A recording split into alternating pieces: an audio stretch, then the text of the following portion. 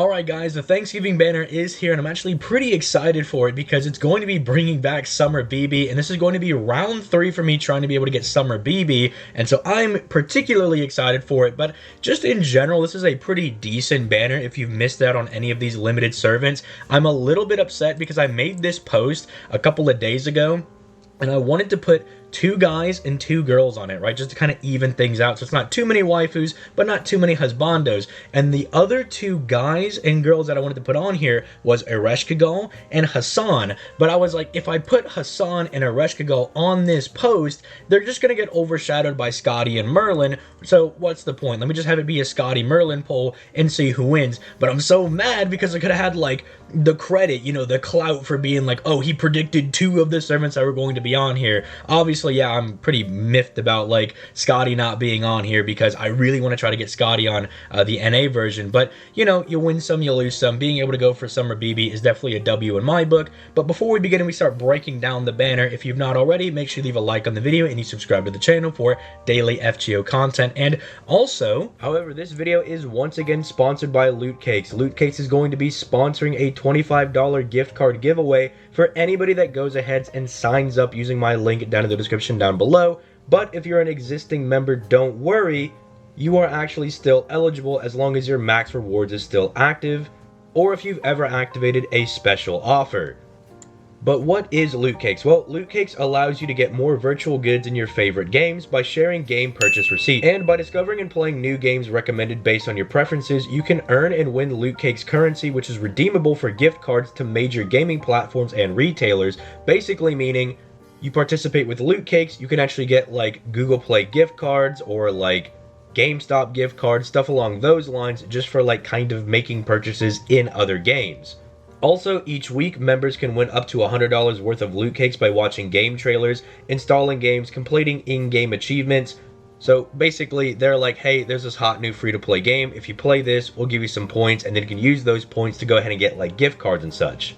And again, even if you're not like a huge spender on like, say, FGO, which is the game that I currently host on Loot Cakes, you can still win up to like $100 in gift cards every week just by watching game trailers, installing those games, and doing those in-game achievements, which I just think is really nice. You know, you can just kind of like win some stuff. Like if you need to summon on like a new banner, just do a little bit of in-game trials and you should be good to go.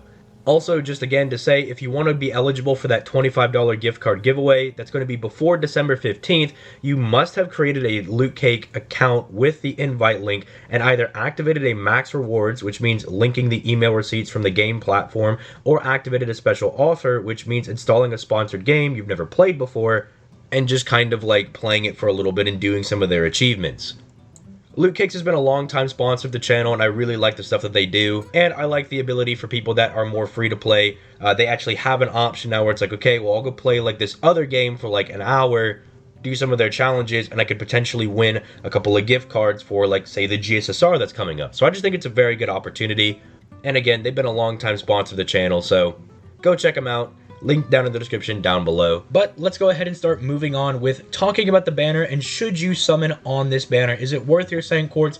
First and foremost, we need to establish and remember the servants that are going to be coming out after this banner. Keep in mind that in like a week, 2 weeks at most, Ibuki should be dropping for the end of Lost Belt 5.5. And then also in December, we're going to be getting that Lotto that also brings Vitra. And if you're a really big fan of Karna and Arjuna, they also get a banner. But more importantly, towards that end of the year, you're probably more looking forward to the New Year's banner that brings Muramasa and Super Orion back. It also brings people like Maid Alter back as well. Just a lot of servants that I know a lot of people are going to be really wanting to go for. And then after that, Space Ishtar is going to return. And if you're really looking farther than that, sometime in like late spring, early summer, we should be getting Lost Belt 6 stuff. So just if you're thinking that far ahead, keep in mind that that's some servants that we're going to be getting that are pretty hyped. There's also like Galatea that should be coming out as well. Just stuff like that to keep in mind. But it's still not bad to kind of spend your Saint Quartz on this banner if you want one of these servants in particular. Again, I know that BB, Ereshkigal, and Nero are insanely popular, right? Like, I know people are going to want to go for these servants regardless. Hassan, I believe, is also pretty popular. Just haven't seen a whole lot of people talk about him. And Benienma probably deserves to be a bit more popular just from a gameplay perspective. I've been using her more on the JP version, and she's absolutely incredible. I really like using her. I think she's really fun to use. So we'll talk about her first. So Benienma is basically a single target art saber.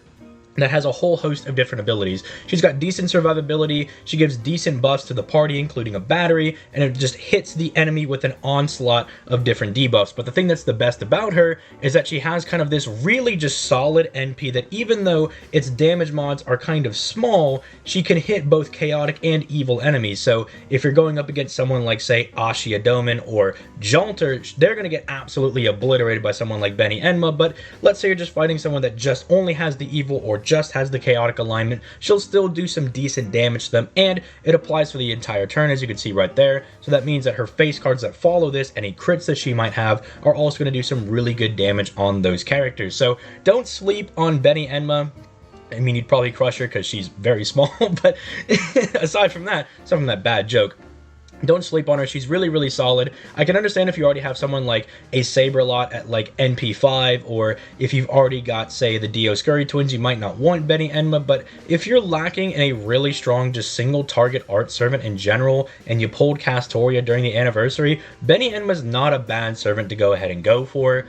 If you're not really looking forward to any of the other servants that are coming in like the next couple of months. Hassan over here, we'll talk about him next. He is a like solo survivability servant, and those have kind of fallen out of favor a bit, which is why I don't see a lot of people talking about him as much. But if you do have him, he does his job very well. He's got a guts, he's got a, well, technically like a battery that procs on the guts that also gives him like even more buster damage. He's got just like a decent heal, just generic good attack and defensive buffs. And his NP, while kind of lacking in effects, does just kind of hit generally hard. If you can proc like this effect over here, if you can get all this procking and working, very, very strong, right? Hassan is going to be like really, really good if you can go ahead and get this buff up. But again, he is kind of reliant on being a solo servant, right? You can use him as like an actual DPS servant and he'll do fine, but he kind of wants to be a solo servant because that's what his skill set is kind of conducive towards doing. So, you know, kind of pick your poison on this one. If you liked Hassan, if you liked Babylonia, he's not bad to go for. Just kind of keep that one in mind. Nero Caster is kind of insane. She's going to get even better as soon as Koyanskaya comes out. As someone that has an NP2 Caster Nero myself, I'm really looking forward to her coming out because she just does a lot of good stuff, like 50% battery, targetable guts, targetable big attack buff. She gets NP gain when her HP starts to get low. Her NP, if you can get it to NP2 or you like invest Grails or Meteor foes into her, can actually do some really good damage. She's just kind of like this generic all-purpose type good servant, right?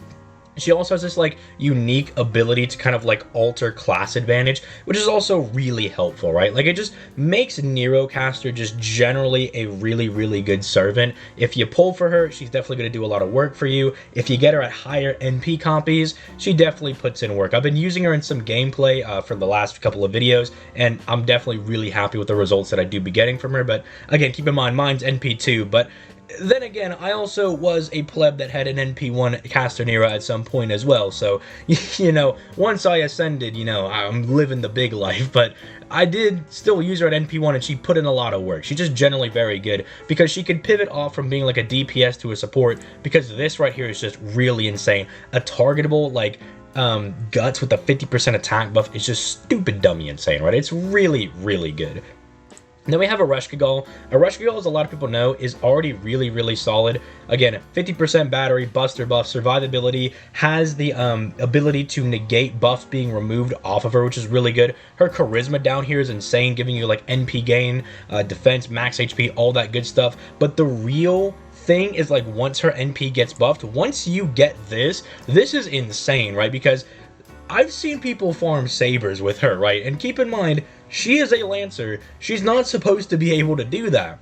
And so it makes her really insane. Again, as a buster farmer, if you go for Nero, you know, you're set with Caster. If you go with Ereshkigal, you're pretty much set with a Lancer or just literally against anybody if they're Earth attribute. Plus, her charisma gets even better, right? Because you just start getting like all these other effects that she technically gives to the entire party. She just becomes really, really dummy nutty insane. And then finally, there's BB Summer. Would you look at that? Another buster servant with a 50% battery that just literally does everything, right? I mean, we could go over like, look at this thing. This skill just literally gives her like 18 billion different effects. You guys know how like it's a meme on the channel about like the extra attack and everything. Look at what they give her in the future. This is insane, but none of this matters. Not even this. Ignore all this. This is even pretty good, but just ignore that. this is the creme de la creme for Summer BB. The fact that she can just lock the cards for 3 turns can turn certain fights into farming nodes. I always bring this one up, but the last fight for Lost Belt 4 against the Tree and Ash Vitamin, if you've got Parvati and you got BB Summer, you know, you could pretty much turn that fight from like a challenge quest into a 3-turn farming node with Parvati. Now, sometimes you can get a little bad RNG, you know, with like your opening hand not being super great, but you could play out like a turn or two until you get a, you know, set of cards that you really like, and then bam, lock them in place, and you're getting stars every turn to help out with crits. It just makes her really insane. And then also, go figure, 50% battery means that she can also be a buster farmer if you wanted to do that stuff for you. So yeah, all of the servants on here are pretty good. They're all really, I don't want to say insane, but they're all very solid, right? Especially these 3. These 3 are going to age like fine wine. I don't have to tell you that because, you know, FGO, waifus. But from a gameplay perspective even, get your minds out of the gutter, they're going to age like a fine wine because as soon as Koyanskaya comes out, their viability just explodes, right? They're already good now, but like buffs they get in the future just makes them even better. And it just, again, the fact that you can use them to like farm pretty much anything, especially in the case of like Ereshkigal and BB because she's a moon cancer, so she's neutral against everybody. Ereshkigal because that earth buff is stupid insane. And then Nero Caster, if you got her NP1, she might struggle a bit against doing neutral, but against assassins or Zerks, say goodnight. She's gonna just put them to bed. You know, these 3 are really insane. If you need a really cool, like, survivability servant, Hassan's got you covered. And if you just need a really solid single-target art servant, Benienma's got you covered. You just really need to weigh your pros and cons on, do I want to summon on this banner, or do I want to summon on, like, Ibuki, who's coming up very soon, or do I want to summon on Vitra, and potentially any surprise banners that might come with, like, 5.5 or the Christmas banner. Again, I wouldn't be surprised, and I don't want to scare people, but I wouldn't be surprised if like Arjuna Altar had like a surprise raid up for Christmas, because not to spoil too much of the story, but he does appear in the Christmas event. Go figure. It's like all about like the Hindu stuff with like Vitra, Karna, Arjuna, and everybody, right? I mean, Karna is literally the free-to-play servant, so you could probably guess that Arjuna Altar was going to make an appearance. And so I wouldn't be surprised if like he even made a surprise appearance for the Christmas event. Then you got Muramasa, who is like extremely popular. And I know a lot of people have been waiting years for him to come out ever since he was announced on JP. So just keep all of that in mind. Be smart with your Saint Quartz, but let me know if this video served as a catalyst for you guys. I'll probably do a summoning video tomorrow or something. I probably will summon on this banner because I really do want Summer BB. But I'll catch you guys in the next video tomorrow. Peace. Late, guys.